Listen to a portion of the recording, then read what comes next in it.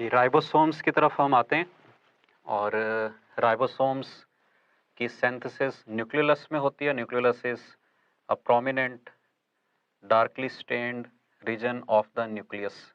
सो यहाँ पर इनकी सिंथेसिस होगी राइबोसोमल सब यूनिट्स की, then they move out of the nucleus in the cytoplasm.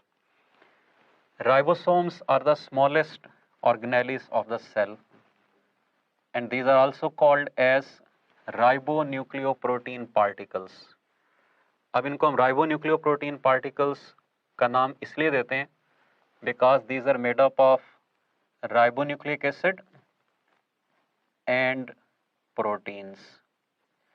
So ये दो components ribosomes के अंदर मौजूद होंगे, ribosomal RNA and ribosomal proteins, और अप्रॉक्सीमेटली 1:1 की रेशियो में ये मौजूद होते हैं। They are approximately present in equal proportion. Physical structure अगर हम इनका देखें तो these are made up of 2 subunits, smaller subunit and larger subunit. ये लार्जर और स्मॉलर हम इनको कहते हैं सेडिमेंटेशन रेट की बेस पर, और राइबोसोम्स को हम डिफ्रेंशिएट कर सकते हैं प्रोकैरियोटिक सेल और यूकैरियोटिक सेल के अंदर। सो यहाँ पे दो सेल्स के रेफरेंस में हम इनको स्टडी करेंगे, prokaryotic cell and eukaryotic cell. Prokaryotic cell में लार्जर सब यूनिट का सेडिमेंटेशन रेट होता है 50s, जबकि स्मॉलर सब यूनिट का सेडिमेंटेशन रेट होता है 30s। और जब ये दोनों कंबाइन करके राइबोसोम बनाते हैं तो इस प्रोकैरियोटिक राइबोसोम का सेडिमेंटेशन रेट होगा 70s। तो 70s ribosomes are associated with prokaryotes. Eukaryotes के अंदर लार्जर सब यूनिट का सेडिमेंटेशन रेट है 60s और स्मॉलर सब यूनिट का सेडिमेंटेशन रेट है 40s। और जब ये दोनों कंबाइन करके राइबोसोम बनाते हैं तो उसका सेडिमेंटेशन रेट होता है 80s। ठीक है, so prokaryotic ribosome is 70s and smaller, eukaryotic ribosome is 80s and larger. Ribosome cell के अंदर दो बेसिक फॉर्म्स में एग्जिस्ट करते हैं। One freely dispersed in cytoplasm and second attached with endoplasmic reticulum। और एंडोप्लाज्मिक रेटिकुलम के जिस type के साथ ये अटैच होते हैं वो है रफ एंडोप्लाज्मिक रेटिकुलम। सो या तो फ्री फॉर्म में होंगे या अटैच्ड फॉर्म में होंगे RER के साथ। फंक्शन की तरफ अगर हम आ जाएं तो राइबोसोम्स का बेसिक फंक्शन है protein synthesis along with other types of RNA including messenger RNA and transfer RNA। इनके साथ मिलकर प्रोटीन को सिंथेसाइज करना। सो हम इसलिए दो बेसिक टर्म्स यूज कर रहे होते हैं कि factory for ribosome synthesis is nucleolus while factory for protein synthesis is ribosome। Usually protein synthesis के दौरान राइबोसोम अटैच होता है mRNA के साथ।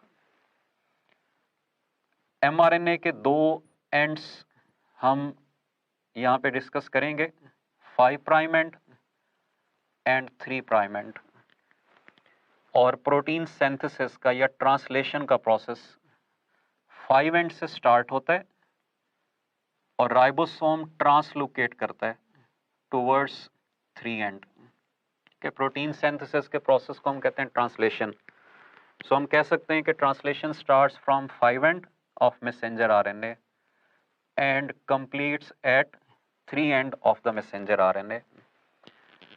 अब इस प्रोटीन सिंथेसिस से पहले ये दोनों सब यूनिट्स सेल के अंदर सेपरेटली प्लेस्ड होते हैं। ये लार्जर सब यूनिट है, ये स्मॉलर सब यूनिट है।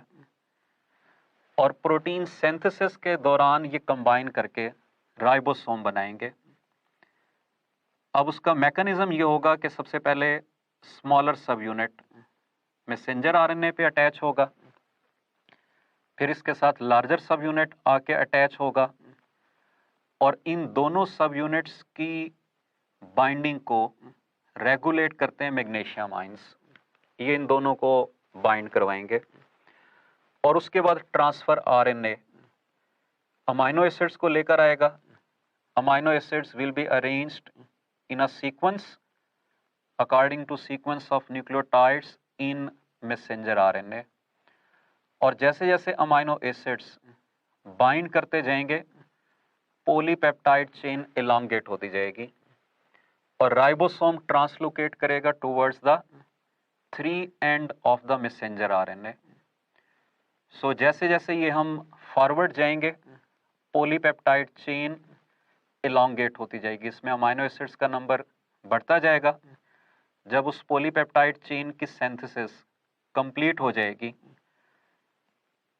तो ये प्रोसेस टर्मिनेट होगा, राइबोसोम के दोनों सब यूनिट्स डिटैच हो जाएंगे और पॉलीपेप्टाइड चेन की सिंथेसिस भी कंप्लीट हो जाएगी। It will be released into the cytoplasm.